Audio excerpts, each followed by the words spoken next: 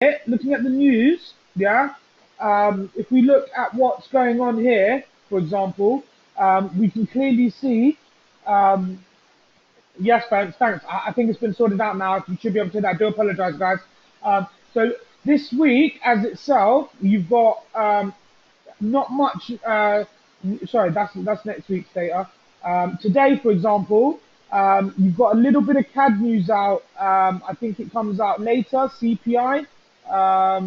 Bear with me. Thursday, tomorrow it comes out. You've got a little bit. Bear with me. This week.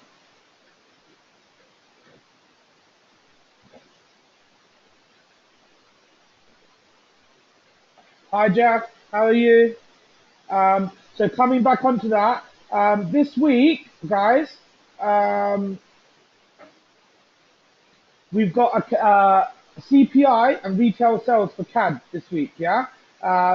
Tomorrow. Now that's going to be moving the markets quite a bit, I think. Apart from that, there's not really much news out. You've got ADP coming out. I don't think that's going to have a major effect. And then really you're looking beyond for next week, guys. Yeah. Now, thanks, Jeff.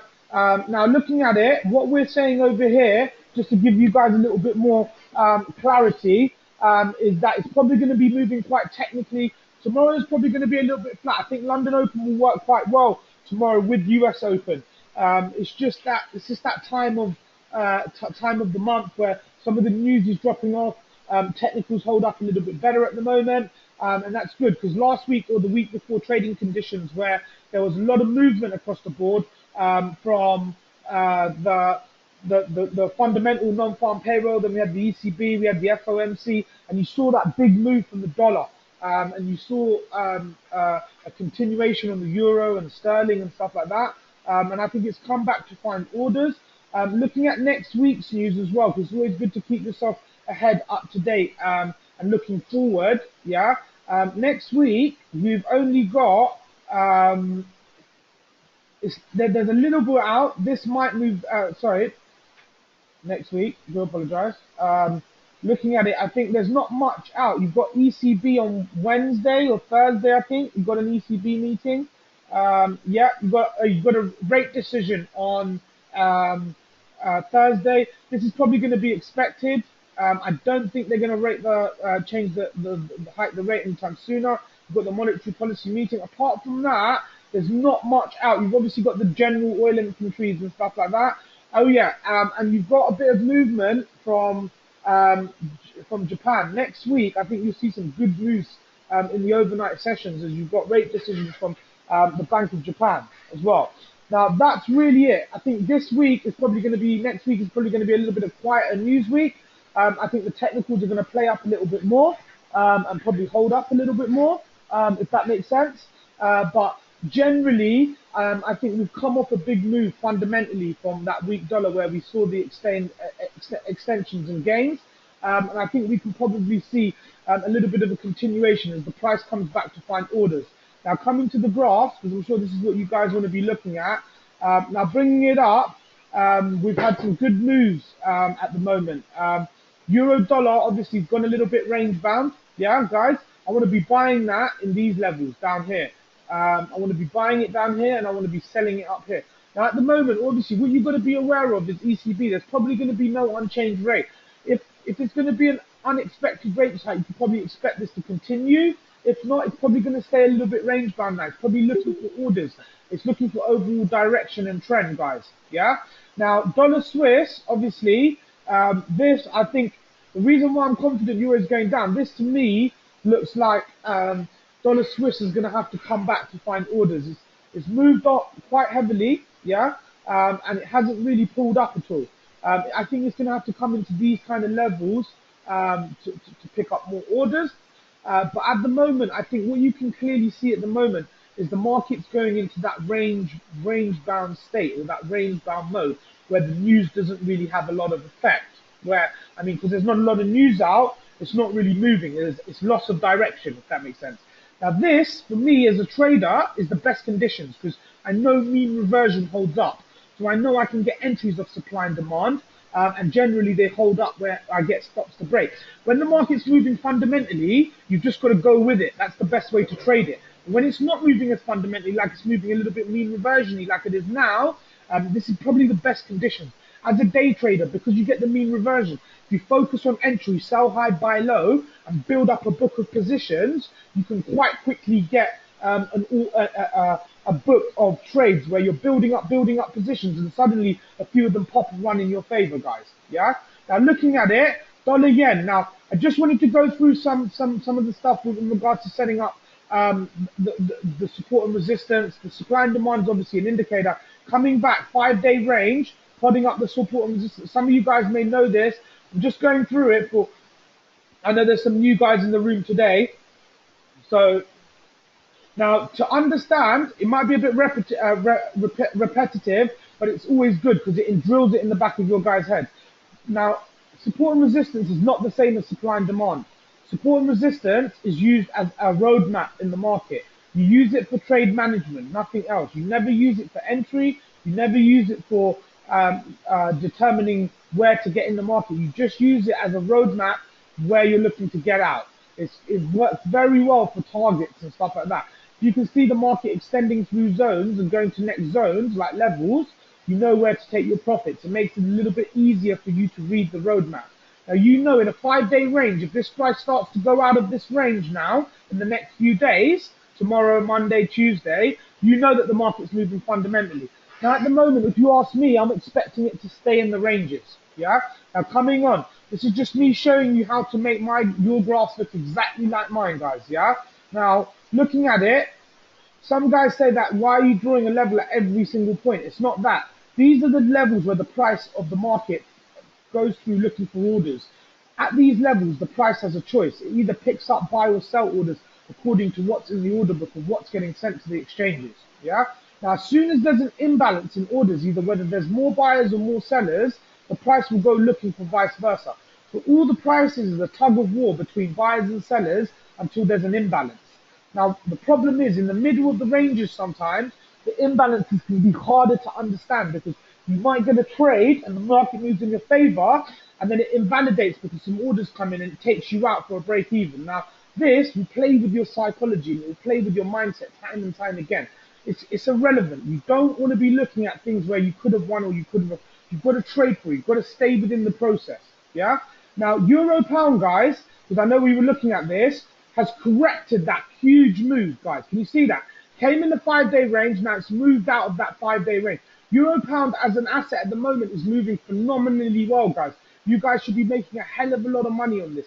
It's easy to scout. It's easy to do. If you lot have a look at my orders and a lot of the trades, because this account, I've been just running it just to show you guys that it's possible. And about 30% of your trades are on euro pound, guys. Yeah. And this type of move where it's come back down, come back. This is really good stuff. It's really easy stuff to trade, especially now that it's gone out the range. I'm probably expecting for it to be coming into these orders to buy and these orders to sell. Now, guys always ask, how do you not get invalidated in the zones? Yeah. How are you? What happens when the supply and demand zones are invalidated? Yeah. And that's a good question. Yeah.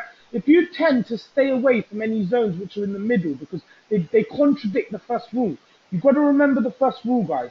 Sell high, buy low. If you're not selling high and buying low, there's not really any initiative for you guys to be in a position where you're going to be profitable because the institutions sell high and buy low.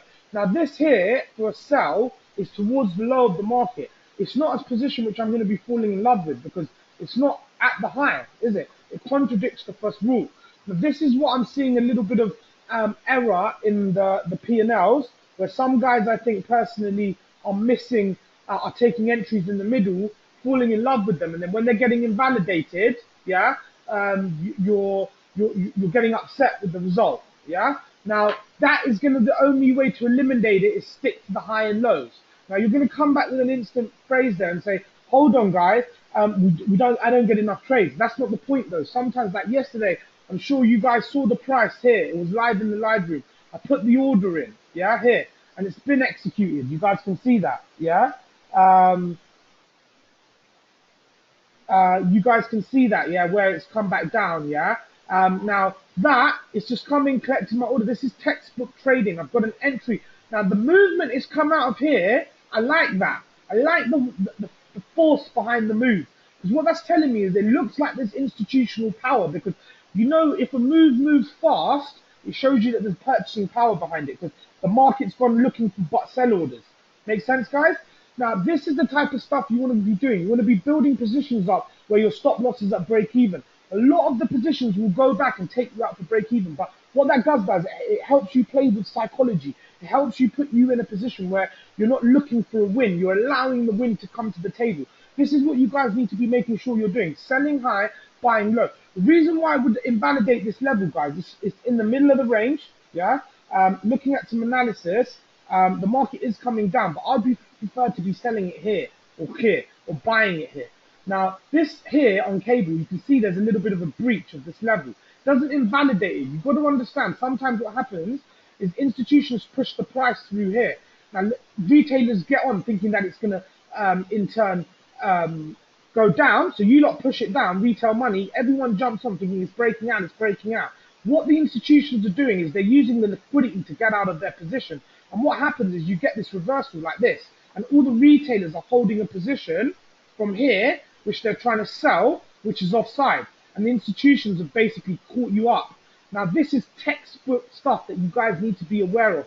This spike, this type of spike, is not a lot, 15 pips institutionally, but it's enough to push the market through certain levels. Now, you can see I've bought here, not sold. A lot of guys will sell here. That's retail money. Don't end up on the wrong side of the market, guys. What's the first rule? Buy low, sell high. This is textbook trading, guys. There's nothing to it. The rules some guys think are too simplistic. Why do they keep going over buy, sell, low? Sell high, buy low, because it works, guys. It's a self-fulfilling prophecy. Institutions don't buy big amounts at a high cost. They buy it cheap and they sell it high. That's why we do the same sort of aspect. Now, anybody that's traded the financial market for 10, 15, 20 years has the same type of methodology. When you buy a stock, you don't buy a stock at a high, you buy it at a low, right or wrong, guys. So it's the same thing when you're trading. Why I don't want to see you guys. Now, you guys have just seen this sell level disappear. This is another thing that I just want to touch upon with you guys, yeah? When you see something like this disappear, it's where the level gets invalidated, yeah? Because there's order flow, there's movement behind it. Now, that happens where in the middle of the ranges only. If it's at the high and the low, it's very likely for it to get invalidated. You can trade the levels in the middle though, guys. It's just you need to be more aware of the fact that you don't fall in love with the result, because it's a tug of war between the price. So if the price is having its own tug of war and you misjudge which way the price you thought the price was going to go, and it goes against you, but you're falling in love with the fact that your price, you had a trade that was going up, but the market didn't move in your favor, it's going to be upsetting, trust me.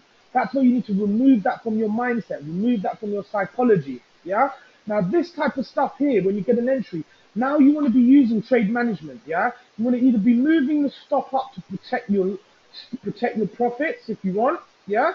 Or you can just use it as a roadmap. If you ask me, here, I think is where I'm comfortable to take the profit, because I've taken 60% of the move. As a trader, if you're taking 60% to 70% of the move, give yourself a pat on the back. Nobody takes 100% of the move. It's a myth, if that makes sense. I don't want to take the move up to here. Do you know why? That's where the dumb money jumps in. I'll let them pity it out. I just want to know that I got that first bit where the banks jumped in and moved the market. And that's what you guys need to start be getting yourself aware of. Now, this comes from just repeating the process. You guys, I'm sure you guys have seen one or two trades which have gone through and moved. Now, I know some guys are thinking that I'm still drawing the account down. I'm not. If you look at the last few trades, it's the same thing. There's no losing trades on there. There's no big losing trades. Where is it? It's not there. Can you guys see that? It's still there. Everything's still within risk management from that trade, guys. That's what you guys need to be understanding, learning how to do.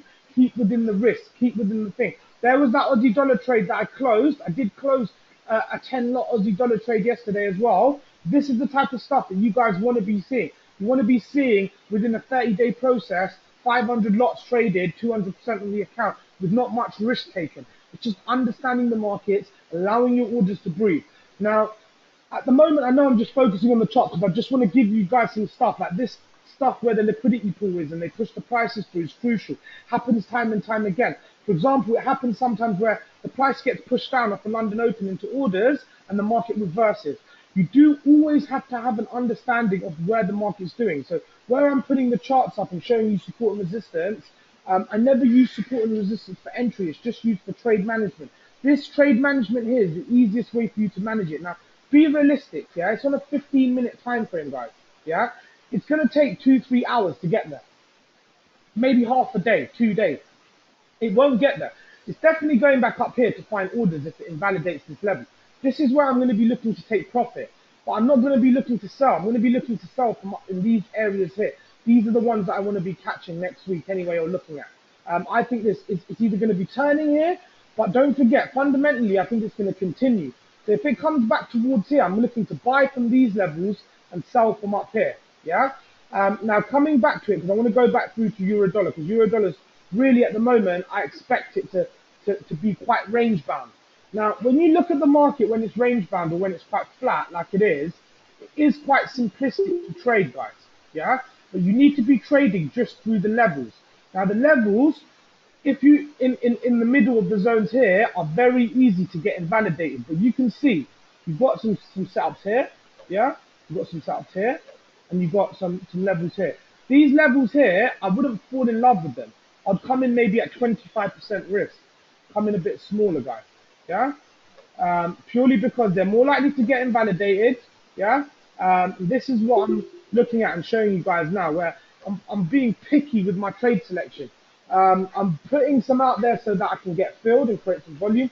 But also, I'm putting the very best levels in. The levels where I want to be buying the price or want to be selling. Now, this mechanism or this understanding of what I'm doing here is what the institutions do, guys. These guys, what they do is they pick and choose their trades from the correct levels or from the correct orders, if that makes sense. The price doesn't get there, they just cancel it and move on and wait for the opportunity. Now, I expect this type of range here, if you're looking at it, it's a good range. I'm quite confident the market's going to be quite range bound. Realistically, you want to be, the buyers, you want to be more buying from here, down here as well. That's not probably a good buy zone there. I wouldn't like that. It's probably going to get invalidated. It's too near the high. Yeah? Wouldn't mind this sell zone because it is still near the high. This is a very good buy zone, for example, take down here. But this is what you guys need to be getting yourself involved with.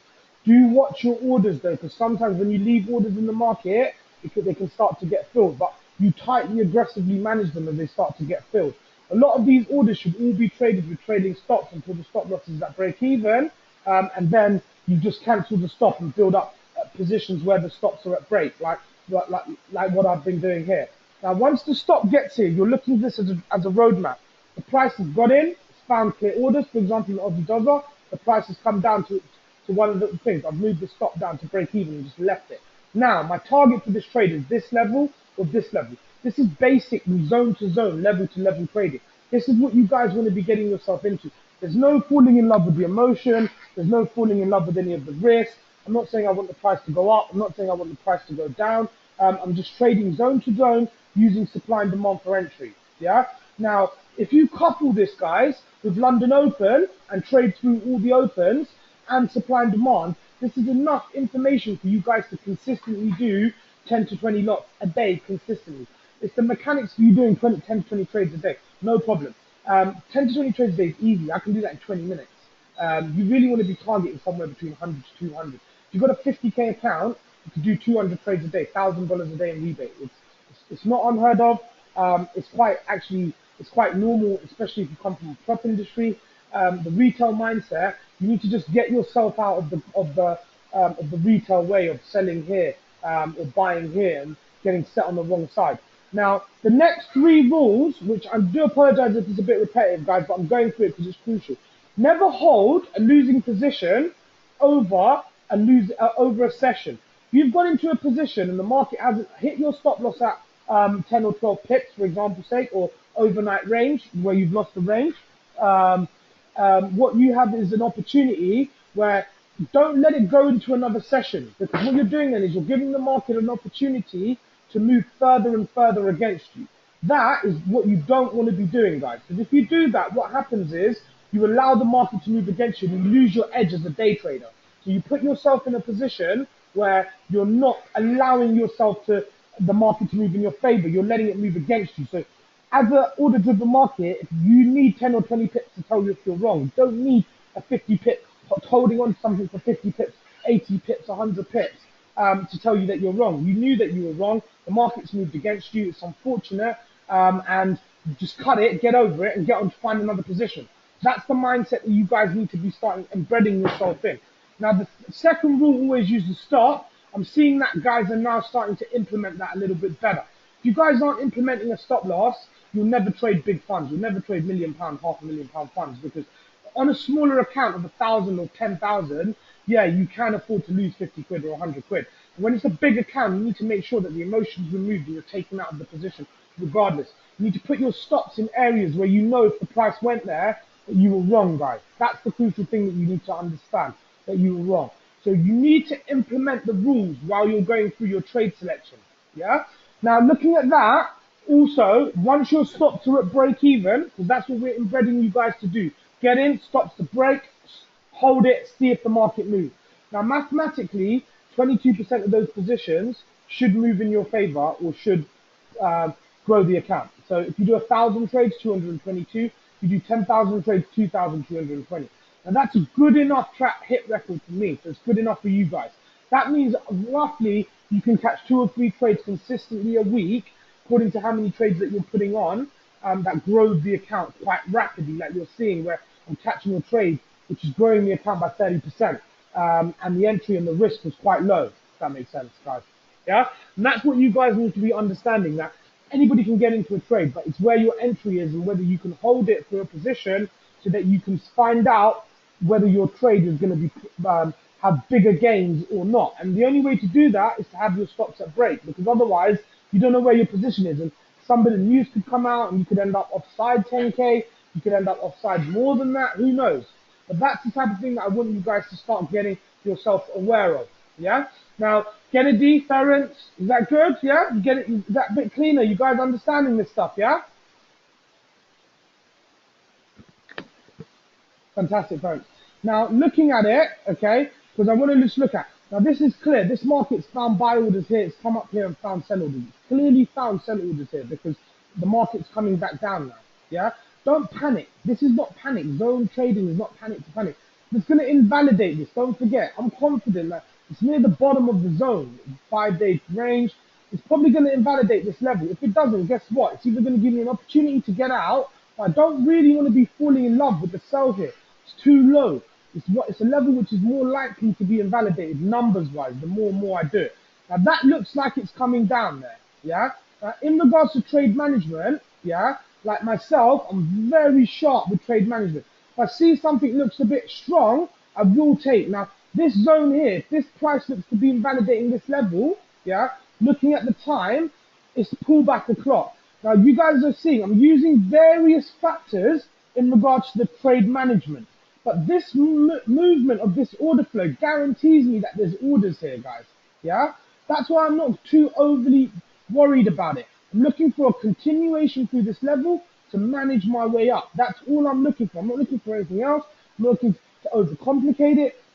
Obviously, there are other things that you can do. You can use hedging strategies and stuff like that. But before we move on to that, we need to get the basics right so you guys are confident. And even this trade management, this type of stuff has to be used throughout whatever you're doing. These 10 basic rules, 7 basic rules I've given you, need to be implemented. It's what day traders live by. So if I use them and I religiously live by them, so you should too. Because that's the only way you're going to get to that profitability or the consistency level sooner rather than later. And that's what I'm looking with a lot of you guys, to get you in a situation where you're consistently trading and making money and being consistent. Because that's what I do, that's what I want you guys to do as well. Now, you have to follow these rules, guys, yeah? Now, looking at it, Euro pound, I'm expecting continuations. I'm expecting it to continue. This type of move, this order flow here, where you see the price come down in reverse, is clear break, where the price has gone looking for orders. Now, down here is where institutions would be buying because it's an opportunity. Look at the move. Basically, reverse the whole move. This is the indication that it's probably going to go long. No one's got a crystal ball, obviously, but I'm quite confident. It's just giving me a little bit more of an understanding. I'm expecting good moves from Euro pound over the next 2 weeks. I want to see you guys trading. I don't want to see you guys getting off foot by losing 4 or 5 pips because it gets hit on both sides. You lose 10 pips. Look at that, 5 pips on both sides, 10 pips. That's like trading cable anyway, guys. This is what you guys need to start to do. Use the mathematics, Start to put it in the back of your head and use it in your favor. Yeah.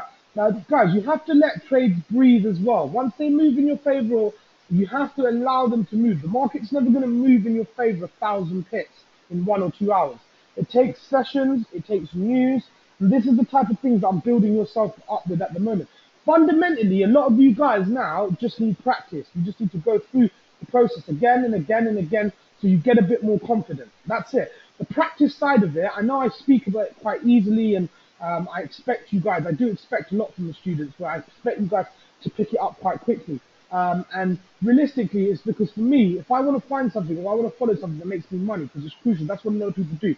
They go to where the money is.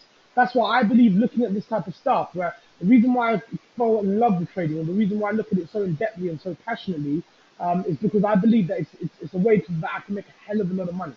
That's why I want to understand it. That's why I want to see where the orders are. That's why I want to second guess them. And that's why I'm probably going to be in the markets for the next 5 or 10 years. If I don't look at the charts and look at the news, I feel lost. It's something which is embedded into me like a second nature. Whether it be a Sunday, whether it be a Saturday, I'm always looking at my phone, always checking positions, always doing something, because that's what I do. I'm a trader. I look at the markets. Now that's what you guys need to start to embed in yourself. Start to do habits that traders do, because really life's about doing the process. Once you do the process time and time again, the results will follow. Now looking at it, yeah guys, we're getting a little bit of a follow through from that cable. You can see how this level could easily get invalidated. Now apart from that, I do expect the euro to come down a little bit. It needs a bit more oomph before it goes through. Sells from here are good though, I think. I think it's range bound, not much news coming out. When there's not a lot of news, it can be a bit choppy of tug of war because it's institutions and robots just sorting out where the price is going. This is where trade management needs to be more aggressive. The trade management needs to be more stagnant. You need to be taking profits when they're on the table. Don't let markets reverse against you and play on your psychology, for example's sake. And this is the type of stuff that I want you guys to start to get consistent with, because you need to start managing the trades. This is the best time to trade read reverse. Trade supply and demand, where the levels are good, where they match up, where support and resistance match up together. You can use those levels, for example's sake, to take better entries. Because if you noticed anything from the charts when I go through them, sometimes supply and demand and support and resistance line up together, for example. Yeah, like there, you've got support and resistance, supply and demand. Those are the better levels at the high and low. Not necessarily, always have to take into account that first rule about high and low. But those are the better levels. Now the way this thing looks like it's going up, with the time it's going up, when you're in these type of trades and you feel the market continuously moving in your favor, you know that you've got institutional power behind you. You can feel it in the P&L. You can see it in the figures. That's what you guys want to be starting to get yourself into. When you get in and the market's flat and it's not really doing anything, you haven't caught an entry. You're in where it's range bound, where there's indecision. Now, the quicker you guys can start to identify where there's more orders behind the moves and which of your trades have got better chance of probability, from my years of experience, the way this thing has shot back up, come back down, I'm confident it's going to invalidate this level. It's going to go look for sell orders up here, up here. If it turns from here, especially with the US markets opening in 45 minutes, then I know if it comes back down towards here, I'm taking the profits because it's probably going to go through. If that makes sense. Because that is textbook stuff, guys. It's come back to the middle mean and the thing. But it's more likely to invalidate because that's a strong move up to me. That's strong. Now you can tell sometimes when you get these type of moves that there's orders there, orders have been hit. And this is clear, 2 million lots, 3 million lots. This is an institutional break, liquidity pool, where they've used retailers to get out of their position. Because obviously institutions are selling from the high, because otherwise the price wouldn't have come down from there, if that makes sense, guys. Yeah? Now this is where they're looking to buy. If you remember correctly, this is midpoint where I was saying fundamentally the price should come back into these levels. Now, obviously, my ideas are not necessarily any advice. They're just a projection of what I think. But you guys can see it now, day in, day out. We're getting this stuff right. Now, this is what I need to start embedding into you guys, so you breathe confidence yourself. And rather than me giving you a fish, you're fishing yourself. You're creating the opportunities yourself, guys. Yeah? Right, just to get a little bit of feedback, and it's been a little bit quiet. There's a lot of more guys in the room, and I thank that. Got double figures in there, just under double figures. I think a few have just left as well. So great. Maybe the little bit of earlier timing helped there. Obviously you guys at the moment, Ference, Graham, Jeff, how's things? Everything good? Yeah, you picking it up a bit better? Everything. Is there anything that you guys want me to go through, or anything that you guys like confused with? Or I know last time we had a request on Aussie dollar. Is there anything that you guys want me to go through? I know we've got about 15 minutes left anyway, but just to run through a few things. Anything you guys want me to go over? Is it good? Can I just continue? All right, cheers. We'll continue.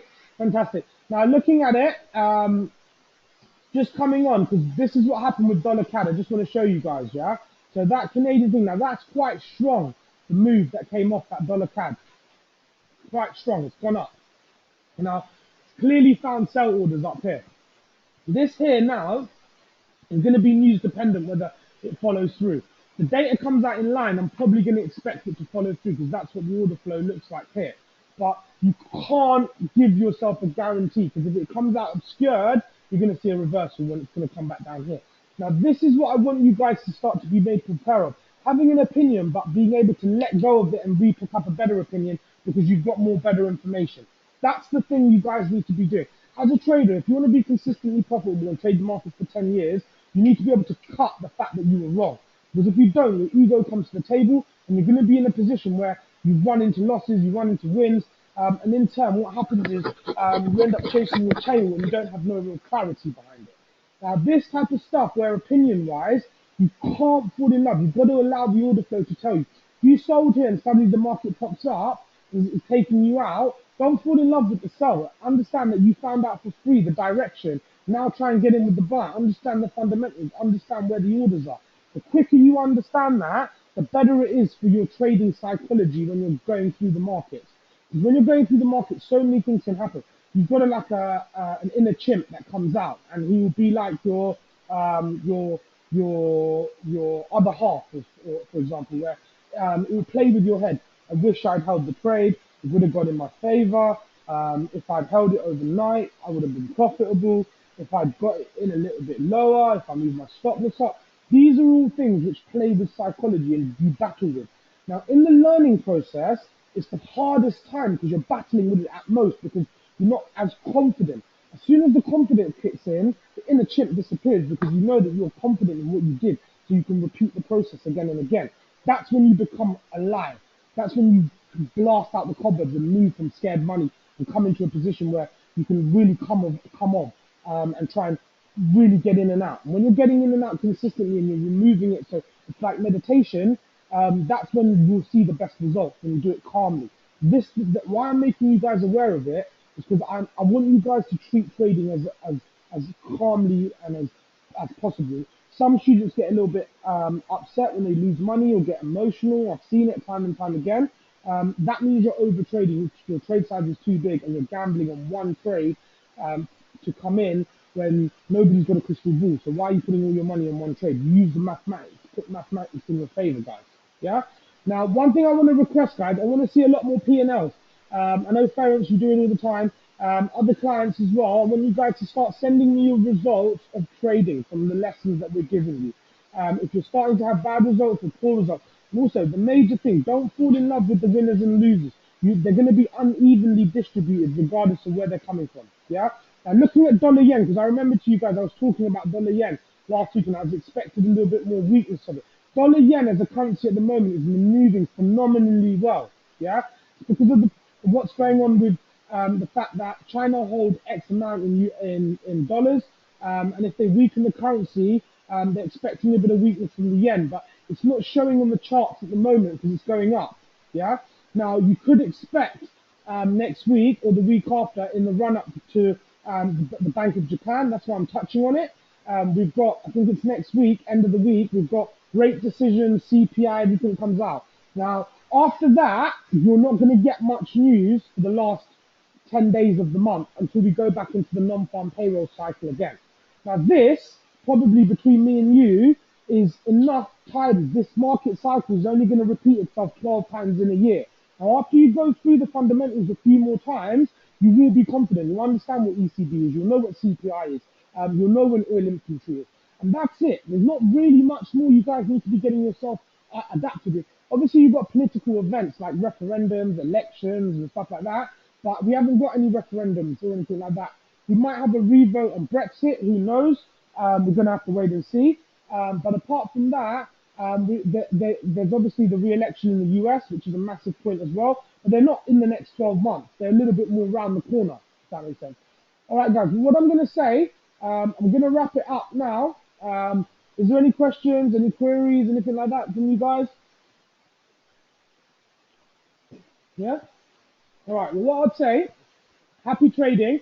Do get the P&Ls across. We are going to be doing some one-to-one coaching. I've got a bit of time over the next 7 days to be touching base with the clients. So nobody be shy. If you need to go through anything fundamentally, technically, no matter how small, no big, do get in touch with us.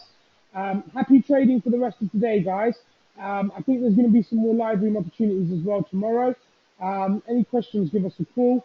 I'm going to wrap it up at the moment. There's no questions. No one's putting anything in the group. I think that's enough content. I'm just playing in the new stuff for you guys, just to make you guys really confident with it. And also, there's some new guys in the room. It's good learning experience, the stuff that you're going to be getting implemented with, going over. Do go back to other videos as well. That's why we record them. That's why we upload them on YouTube. Happy trading. And that's all from us now, guys. Thank you. Bye.